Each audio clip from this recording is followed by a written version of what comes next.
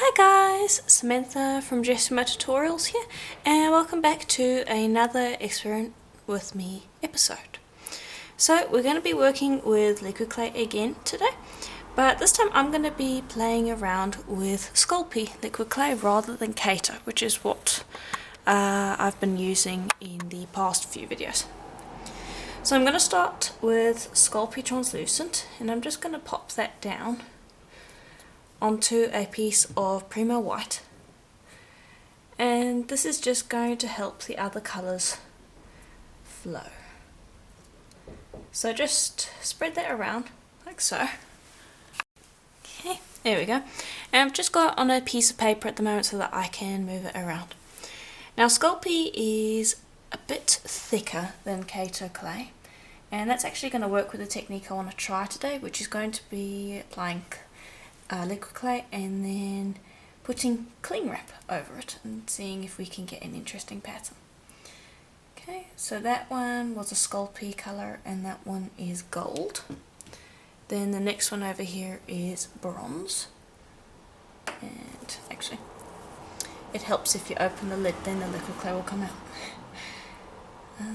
And you can of course try this with Kato. You do not need it to be Sculpey, so I don't feel like you have to do that. There we go. And then I have a bit of white. And the white, for some reason, is a fair bit thicker than the others. I am going to just move that around, like so. Okay, and then black. And this one I'm going to be a little more sparing with.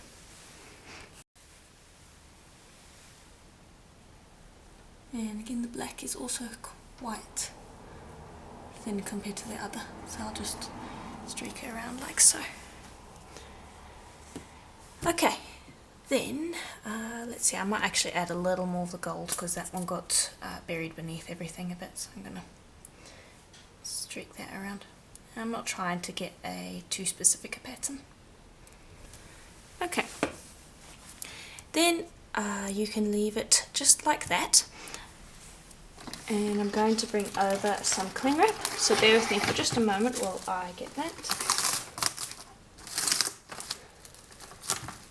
Okay, so cling wrap, bundle that up so you get a whole bunch of wrinkles, then undo that again.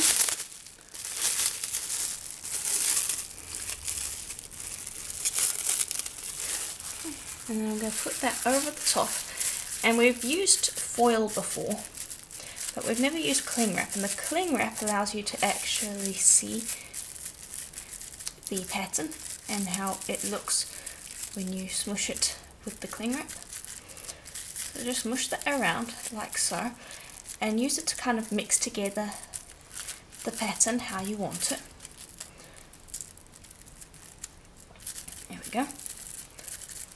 And then I want you to put that off to the side. Give it like an hour or so on the paper so that it just so that the liquid clay settles a bit, and then if you can, flip it off. And actually I might even try to do it now.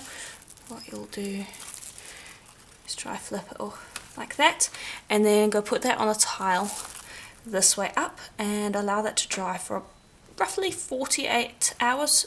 You can even leave it for 24, but the liquid clay might not have completely set by then, so I'll generally leave it for about 48 hours. Okay, then I've got another piece of clay with a thin layer of Sculpey translucent over the top, and this one I am going to actually be adding alcohol inks to. So I've got Sunshine Yellow. I'm not even going to try to pronounce that name because I will butcher it. And this one is Crimson. You're not going to be able to see the name because I had a drip. Okay, and we're going to do the same thing as we did before with the, oh gosh, what do you call it? Cling wrap. But this time we're going to be mixing alcohol ink into it. So we'll see what the alcohol ink does as a colorant. And you can see it creates this really pretty bloom effect. It looks really nice on the liquid clay. And actually it looks even better on Kato. This is a very old one, so this is probably about 2 years old, I'd say. But you can see that it creates a really interesting effect on the Kato one. I haven't actually tried it on Sculpey before, so it might do the same effect. But you can see that it just keeps expanding.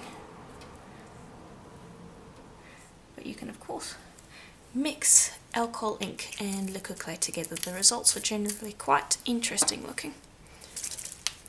Okay, and that was the orange colour. This one is going to be the red. So I'm just going to pop that around. Okay, and I don't want too much red. That will do. Okay, and then I'm going to bring over the cling wrap and pretty much repeat the process as before. Put that down over the top and wrinkle it around. Okay, and then pop that off to dry with the other one. Again, I'll probably leave this for at least 24 hours.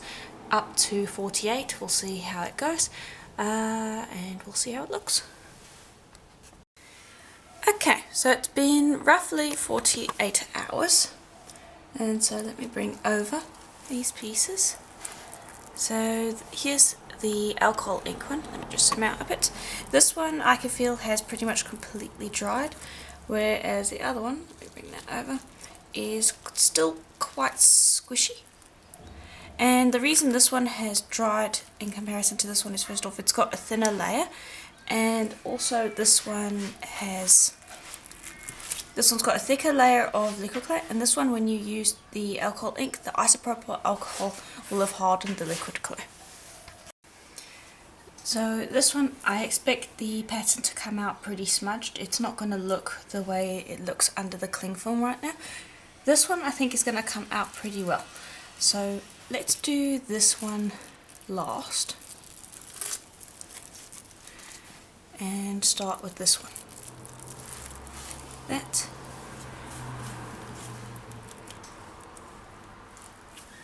Okay, and I am just going to quickly stick down the edges so that it doesn't lift up too much while we're doing this.